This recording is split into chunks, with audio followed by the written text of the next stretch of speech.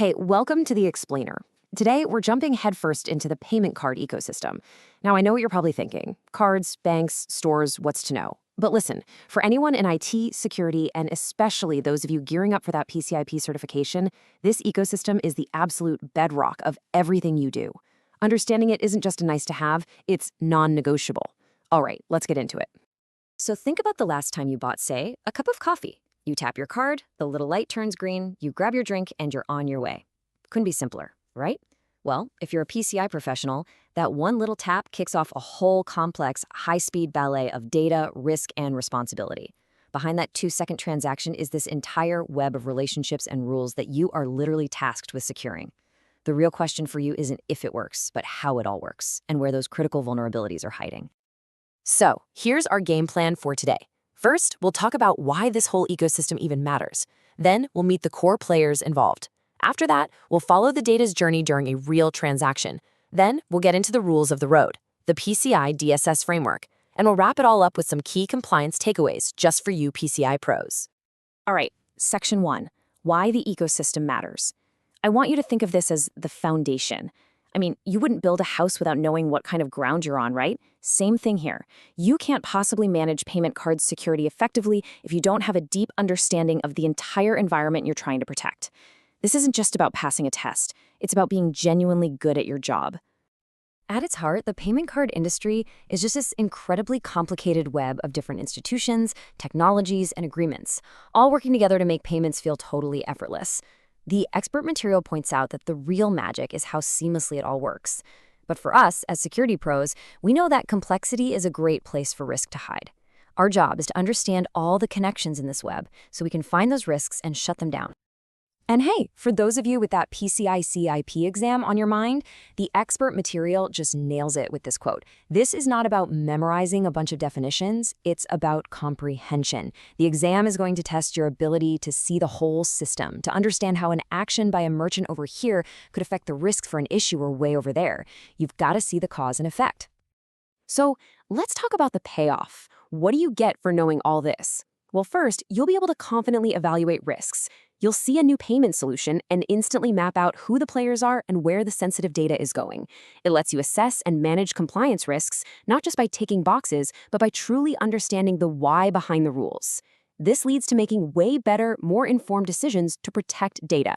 And of course, the big one, it's all about making sure your organization is and stays compliant with PCI DSS. Okay, let's move on to Section 2 and meet the cast of characters. You can think of every single transaction as a little story with a core group of players. Knowing who they are and what they do is step 1 to understanding the whole plot. First up, the most familiar face in the crowd, the cardholder. Yep, that's you. That's me. It's anyone holding a credit or debit card. We are the ones who kick the whole thing off. The expert material even calls us the drivers of the economic engine, and it's so true. Every time we tap or swipe, we're starting this incredibly complex chain reaction. Without us wanting to buy something, none of this happens. So, where do we get these cards? That's where the issuer comes in. The issuer, or the issuing bank, is the bank that has the direct relationship with us, the cardholders. They're the ones who approved our application, mailed us that little piece of plastic, and most importantly, give us the line of credit or access to the funds in our account. Basically, they're our bank in the transaction. And to make this real, we're talking about the big banks you see everywhere. The expert material gives examples like HSBC, Citibank, and NatWest. Just look at your payment card. The bank name printed right there on the front, that's your issuer. They're the ones who are ultimately on the hook for your purchase, trusting that you'll pay them back. And you'll also notice American Express on this list, which brings up a really interesting point. Right, so American Express is kind of a special case. With brands like Visa and MasterCard, your bank is the issuer, and Visa or MasterCard just provides the network. But Amex often plays 2 roles at once. They run the network and they act as the issuer, creating that direct relationship with the cardholder themselves. This is a super important distinction to remember, both for the exam and just for understanding how different transactions actually work. Next up in our cast, we have the merchant. This is, well, it's pretty much any business that takes our card for payment. It's your local grocery store, that website you love, the gas station, the airline, anybody selling goods or services. They're on the complete opposite side of the transaction from the cardholder. They are the one receiving the payment. Now, the merchant has this really critical balancing act to pull off. On the one hand, they want the payment process to be super smooth and hassle-free, to make you happy and encourage sales. But as the expert material really emphasizes, they have an equally massive duty to make it secure. They are on the absolute front lines of data protection. The checkout terminal, the e-commerce site, these are the entry points for cardholder data, which makes the merchant a prime target for attackers and a huge focus for PCI DSS.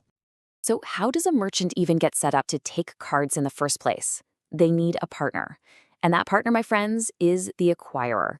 You'll also hear them called the acquiring bank, or probably the easiest way to remember it, the merchant's bank. The acquirer gives the merchant the special accounts and services they need to accept and process our card payments. So if the issuer is the cardholder's bank, the acquirer is the merchant's bank. And just like with issuers, acquirers can be those big banks. You see HSBC, Citibank, and NetWest on the list again, because a lot of big banks do both.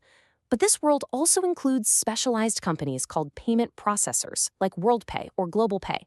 These guys focus specifically on the tech and services that merchants need to handle all these transactions, everything from the card readers to the behind-the-scenes processing. Okay, this is huge, and it's where a lot of people get tripped up. Issuer versus acquirer. Let's really nail this down. It's simple. The issuer is the cardholder's bank. The acquirer is the merchant's bank. The issuer gives you the card. The acquirer gives the merchant the ability to accept it. If there's ever a dispute, the issuer represents your interests, while the acquirer represents the merchant's. And during the actual transaction, the issuer is the one who says yes or no to the money, while the acquirer is the one that grabs the transaction details and sends them on their way. All right, now that we've met the whole cast, let's get to Section 3 and see the play in action. This is where it gets fun. We're going to trace the data's journey during a live transaction. We're literally going to follow the information from the moment you tap your card to the second that approved message pops up. So this right here, this is the high-level map of what we call the authorization flow. You can think of it as a 6-step round trip. It starts with you at the store, the request travels out through the acquirer and the payment brand all the way to your issuer, the issuer makes the call, and then the answer has to travel all the way back. Let's break down each leg of that trip. Okay, steps 1 and 2, here we go. You're at the counter, you present your card. The merchant's terminal reads your card's data. That device then wraps up all the transaction details, the card number, the purchase amount, the store's ID, and shoots an authorization request off to its bank, the acquirer. This is the very first signal that leaves the store and hits the wider network. Now, this is where the routing magic happens. The acquirer gets the request from the merchant, but it has no idea which bank actually issued your specific card. This is where our fifth player, the payment brand, jumps in. So think of Visa, MasterCard, Amex. Their massive global networks act like a giant, super fast switchboard. The acquirer just forwards the request to the right brand. The brand's network instantly sees your card number, knows it belongs to, say, Citibank, and routes the request directly to Citibank, your issuer. And we've reached the moment of truth. The request has arrived at its final destination, your bank, the issuer. Right now, the issuer's systems are running a bunch of lightning-fast checks. Do you have enough money or credit? Is the card even valid? Has it been reported stolen? Does this purchase look normal for you, or does it seem kind of fraudulent? Based on all that, the issuer makes the big decision, approve or decline. So the decision's made, but what good is it if it's just stuck at the issuer's bank? None. So an authorization code, either an approval or a denial, is sent flying back along the exact same path it came. It goes from the issuer back to the payment brand's network, which zips it back to the acquirer, who finally sends it back to the merchant's terminal. The little light turns green, the receipt prints, and that whole round trip that we just spent a few minutes explaining, it all happened in less than the blink of an eye. So we've seen who the players are and how they all talk to each other. But what keeps this from being total chaos? What are the rules that govern this whole process and keep our data safe? Well, that brings us to Section 4, the PCI DSS framework. These are the official rules of the road for the entire ecosystem. So who actually sets these rules? The expert material uses this awesome analogy, describing the payment brands as the sturdy pillars of a castle. And that's exactly what they are. While a group called the PCI Security Standards Council develops the standards, it's the payment brands that actually mandate them and enforce compliance. Their global power and reach make them the perfect enforcers. And here they are, those 6 key pillars. You've got the ones we all know: Visa, MasterCard, American Express, and Discover. And then you've got JCB, which is a major brand out of Japan, and UnionPay, the massive state-owned brand from China. These 6 have all agreed to enforce this one unified security standard across the globe. And this leads us to the golden rule of PCI DSS. It's dead simple. If a merchant accepts cards from any of these 6 brands, or if a service provider handles their transactions, then PCI DSS applies. That's it. End of story. There are no exceptions. The brand's involvement is the trigger for the entire thing. So what's the whole point of this standard? The expert material gives us another great visual. PCI DSS is your knight in shining armor. Its entire purpose is to protect our cardholder data from being stolen and used by bad guys. It's a defensive framework, a whole set of controls and best practices designed to build a fortress around our sensitive payment info. Okay, so if it's this important, the next logical question is, who exactly has to follow all these rules? Is it just the stores, or does it go deeper than that?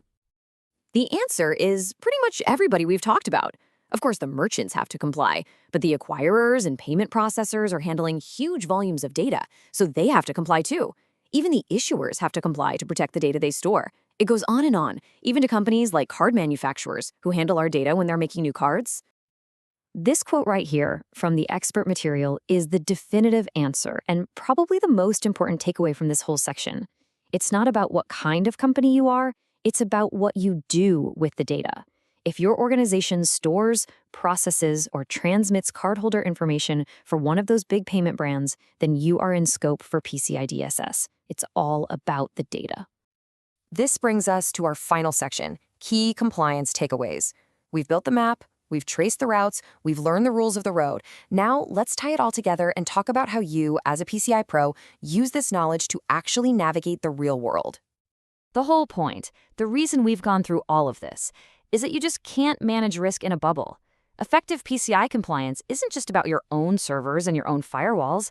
It's about understanding how your company fits into this much bigger ecosystem, what data you get, where you send it, and what your partners are responsible for. These relationships are everything. This table does a great job of connecting the dots. For the merchant, the main concern is locking down their payment apps and their point-of-sale devices. But for the acquirer, their concern is making sure their hundreds or thousands of merchants are compliant and that their own systems are secure. The issuer is worried about protecting the giant databases of cardholder info they have and stopping fraud. And the payment brands, they're overseeing the whole thing, enforcing the rules on everybody. Each player has a totally different view of risk. And all of this leads to the single most important conclusion from our entire discussion today. No one company is solely responsible for data security. It's a chain of custody. It is a shared responsibility. A breach at one little merchant affects the acquirer, the issuer, the cardholder, and even the brand's reputation. Security is only as strong as the weakest link in this whole interconnected system. Everybody has to do their part. So I'll leave you with this final thought. Now that you have the map of the payment card ecosystem, I want you to really think about your own organization. Where do you fit on this map? Who are you connected to? And more importantly, where is your biggest blind spot? Is it a relationship with a vendor? Is it in how you're getting data from a partner? Understanding the full map is the first and most critical step to finding and securing your own corner of it. Thanks for tuning in.